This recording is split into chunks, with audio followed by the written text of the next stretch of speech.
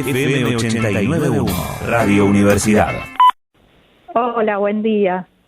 Bien, ¿está el dengue o no?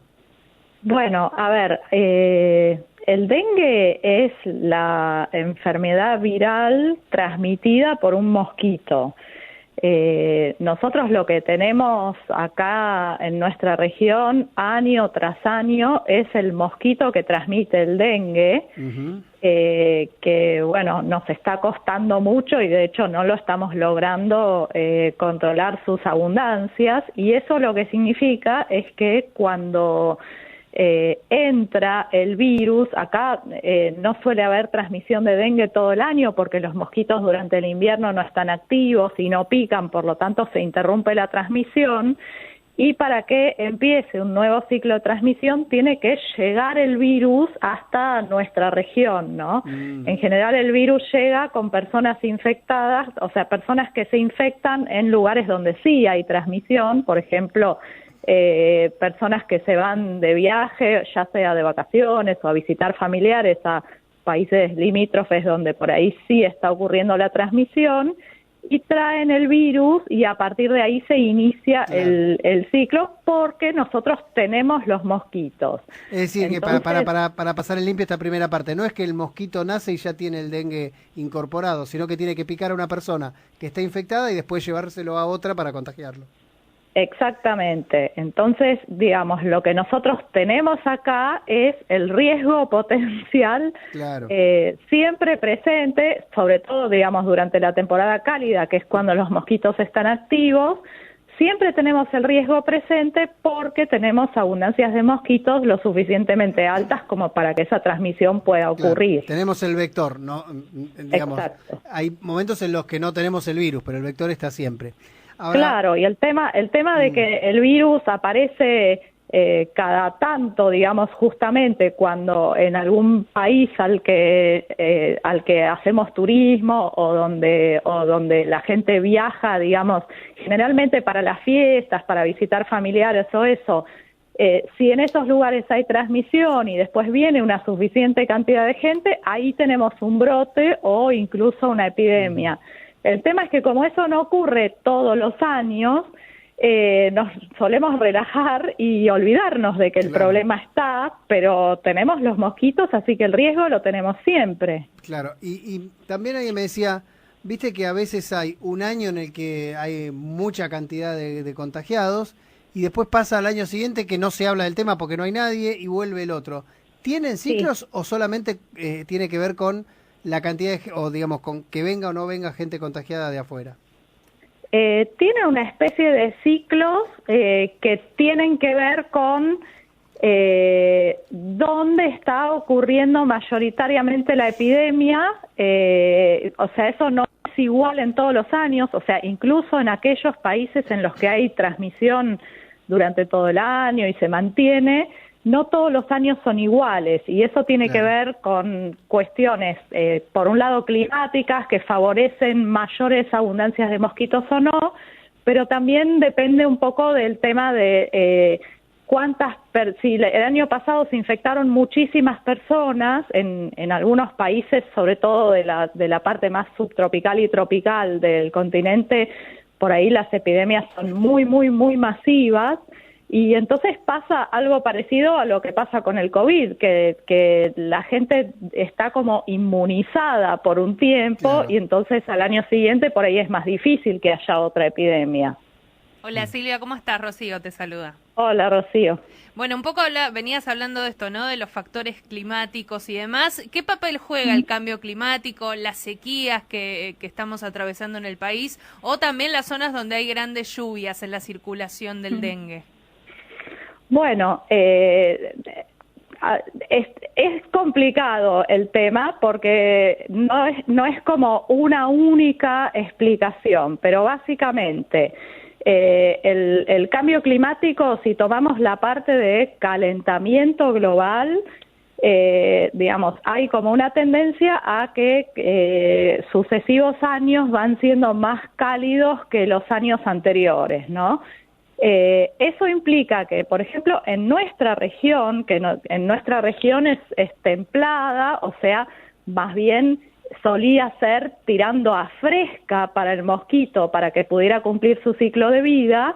Este calentamiento lo que implica es que con el tiempo cada vez las condiciones se le van haciendo más favorables, o sea, el verano dura más tiempo, el periodo en el que puede reproducirse es más largo. Con respecto a las lluvias o las sequías, bueno, también es como compleja la relación, porque este es un mosquito que no vive, en la naturaleza, sino que vive asociado estrechamente al entorno doméstico. Claro, Entonces, es casero, ¿no? Es como un vecino cercano. Exacto, entonces lo afecta todo lo que tiene que ver con nuestros cambios de hábitos en relación al clima. Entonces, cuando hay una sequía, por ejemplo, por un lado tenemos que menos recipientes, este mosquito se cría en recipientes, ¿no? Eso es lo primero que tenemos que visualizar y aclarar, o sea, no en lagunas, no en charcos, sino en recipientes que tenemos en nuestras casas, también puede ser en piletas medio vacías o en las rejillas de desagüe, o sea, todo tipo de recipientes en nuestro entorno. Entonces, en épocas de sequía, por ahí esos recipientes no se llenan con agua de lluvia, eso le juega en contra al mosquito, pero nosotros cambiamos nuestros hábitos porque solemos acumular agua, sobre todo en lugares en los que no hay un acceso continuo al agua corriente, digamos, se acumula agua para tener disponibilidad, ¿no? Entonces, esos son los criaderos ideales. Entonces, como que ahí hay un doble juego de la sequía que no es tan claro. Por un lado juega a favor, por otro lado juega en contra.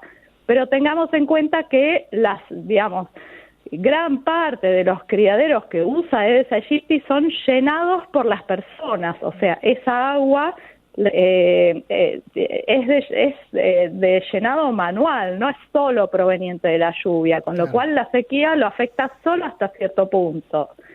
Y por otro lado, en situaciones de inundación, lo que muchas veces ocurre es que todo el ámbito doméstico voy a decir entre comillas, se desordena, en el sentido, si hay una inundación, queda todo patas para arriba y las personas ya no prestan tal vez tanta atención al tema del mantenimiento del entorno prolijo y saludable, y entonces ahí quedan recipientes que quedan con agua y que se transforman en criaderos, ¿no? Bien, remarcaste esto de que el dengue se cría, nace, vive en los recipientes, ¿no? Y yo te pregunto... Una sí. aclaración, Rocío, el dengue es el virus o la enfermedad. Acá estamos hablando de Aedes aegypti, que es el vector, el mosquito. El transmisor, el vehículo de este virus. Bueno, hablabas de eso, ¿no? De que son vecinos, conviven con nosotros. Sí, y yo te pregunto... ¿Qué tanto funciona o es eficaz el tema de las fumigaciones que suelen hacer los municipios? Si eso pesa más o pesa más el cambio de hábitos, ¿no? Hacer más hincapié en la concientización de las personas. Mira, en general las fumigaciones que se hacen en forma preventiva, esto es decir, pasa un camioncito por la calle tirando un vapor que puede tener o no un insecticida, depende de la situación, sirve de muy poco, porque pensemos que los criaderos están en el fondo de las casas, digamos, en los jardines, en los patios, bastante alejados de lo que es la calle, por lo cual, digamos, un camioncito que pasa fumigando tiene muy poco efecto sobre lo que pasa en el centro de la manzana. Pero además, en general, ese tipo de acciones de fumigación apuntan a matar a los mosquitos adultos. Si llegaran hasta donde están los mosquitos, apuntan a los mosquitos adultos. Donde hay mosquitos adultos hay criaderos y pasado mañana salen nuevos adultos, con lo cual, digamos, la forma de controlar las poblaciones de mosquitos es sí o sí reducir la cantidad de criaderos, porque si no, cualquier acción que vos hagas sobre los adultos impacta durante 5 minutos y después se terminó el efecto. O sea que... En general, solamente se recomienda el tema de la fumigación, pero más específica, digamos, ingresando a los domicilios y todo esto, cuando está habiendo transmisión de dengue en los lugares donde hay transmisión, porque ahí uno apunta a matar las hembras que puedan estar ya con el virus para que no sigan transmitiendo. Claro. ¿No? Lo primero que hay que Entonces, decir solo en entonces esos es que tenemos que intentar evitar cualquier tipo de acumulación de agua para que no se reproduzca el mosquito. Esto por un lado. Pero además, la pregunta que muchos se hacen es, ¿qué pasa si ya está?